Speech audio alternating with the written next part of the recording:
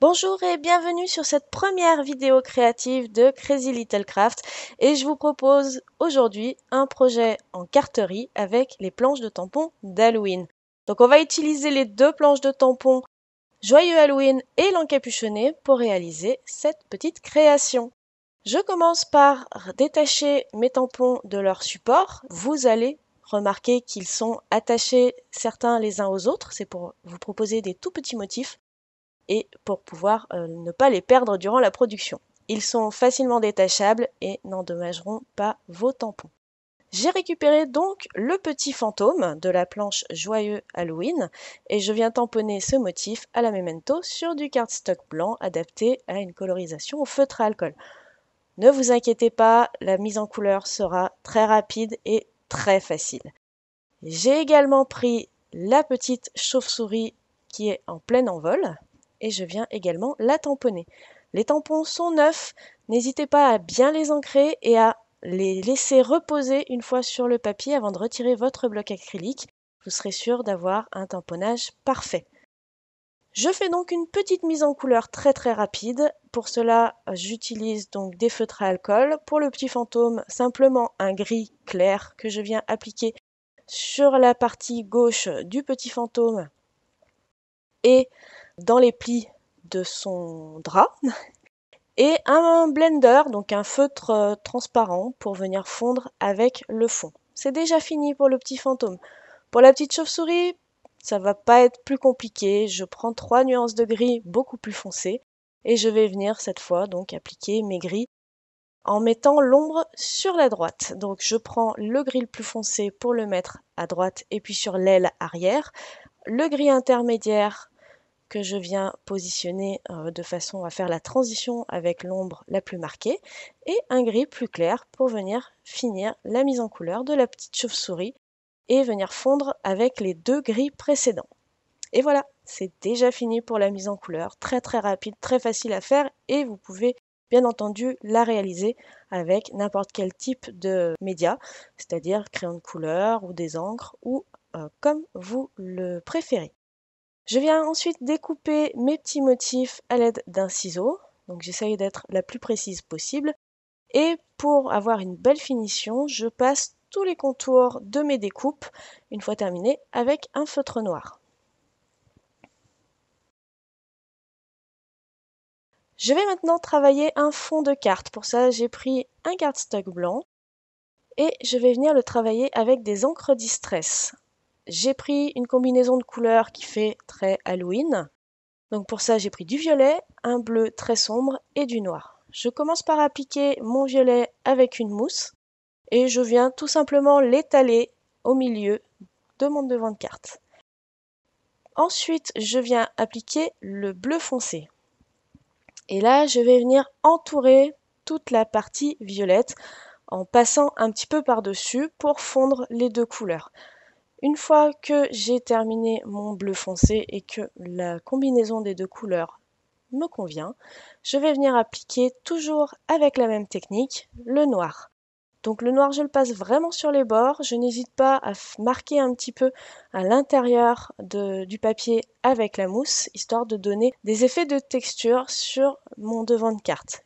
De cette façon, je crée un fond qui a des nuances. Voilà pour le fond de carte. C'est très simple encore une fois. Vous allez voir, elle n'est pas très compliquée, cette carte. Je prépare mon fond de carte en passant à un petit peu de coussin d'embossage puisqu'on va venir embosser maintenant des motifs. J'ai découpé un morceau de papier de 4 cm de hauteur, un peu plus long que ma carte, et je vais venir le fixer momentanément. Alors, tant qu'à faire, avec la planche de masquage, vu que c'est du papier repositionnable adhésif, autant utiliser les morceaux qui normalement ne servent à rien. Voilà, donc je prends 2 petits morceaux de ma planche de masquage et je viens fixer cette bande de papier noir à l'endroit où elle va être positionnée.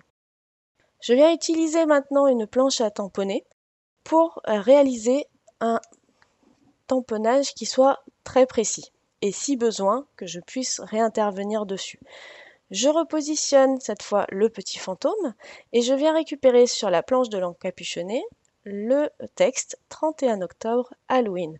Je positionne mes deux tampons aux endroits que je souhaite et je viens récupérer les tampons sur la plaque acrylique de ma presse. J'applique de l'encre à embossage, ici de la Versamark, et je viens rabattre le couvercle sur la composition. J'appuie bien, parce qu'il y a une différence de niveau de papier, vu qu'il y a deux papiers superposés. Donc j'appuie bien pour être sûr de bien tamponner partout. Et de toute façon, s'il y avait eu un raté, ce qui n'a pas été le cas, j'aurais pu réancrer et réintervenir directement sans avoir de problème de positionnement sur ma création. Une fois que j'ai tamponné, je viens appliquer de la poudre blanche. Donc je protège mon plan de travail, je prends une petite feuille blanche pour récupérer l'excédent de poudre. Ici, je n'ai plus besoin donc de l'attache de mon papier noir, ça tombe bien puisqu'il est parti tout seul. Et je viens retirer donc l'excédent de poudre qui aurait pu quand même accrocher malgré le coussin d'embossage sur mes parties qui vont être embossées. J'y vais avec précision avec un petit pinceau et je récupère tout l'excédent qui était tombé sur la feuille de papier pour le remettre dans le petit pot. Une fois que c'est fait, je n'ai plus qu'à venir chauffer ma poudre pour qu'elle gonfle et qu'elle adhère à mes papiers. Je vous conseille de laisser chauffer un petit peu au préalable votre pistolet chauffant, comme ça il est à bonne température et la poudre ne met pas trop longtemps à fondre. N'hésitez pas à donner un petit coup à l'arrière de vos papiers pour que le papier soit uniformément chaud et donc ne se déforme pas trop.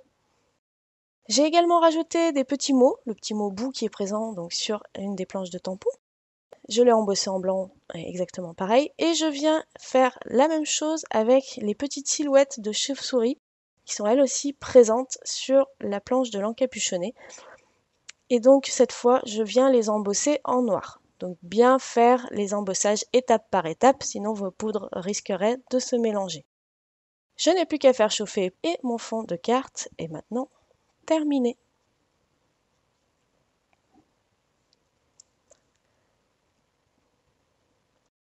Je viens maintenant fixer le bandeau noir en faisant correspondre le bas et le haut du fantôme.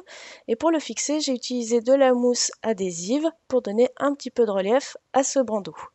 Donc je fais bien correspondre et je colle.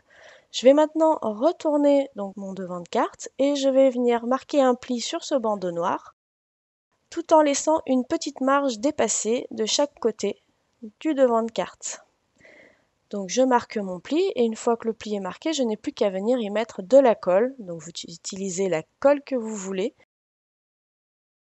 pour faire adhérer les parties à l'arrière de la carte pour que le bandeau ne bouge plus. Il ne me reste plus maintenant qu'à coller les petits personnages qu'on a mis en couleur, donc de la mousse 3D et un petit peu de colle sur la partie qui va être sur le bandeau pour le petit fantôme.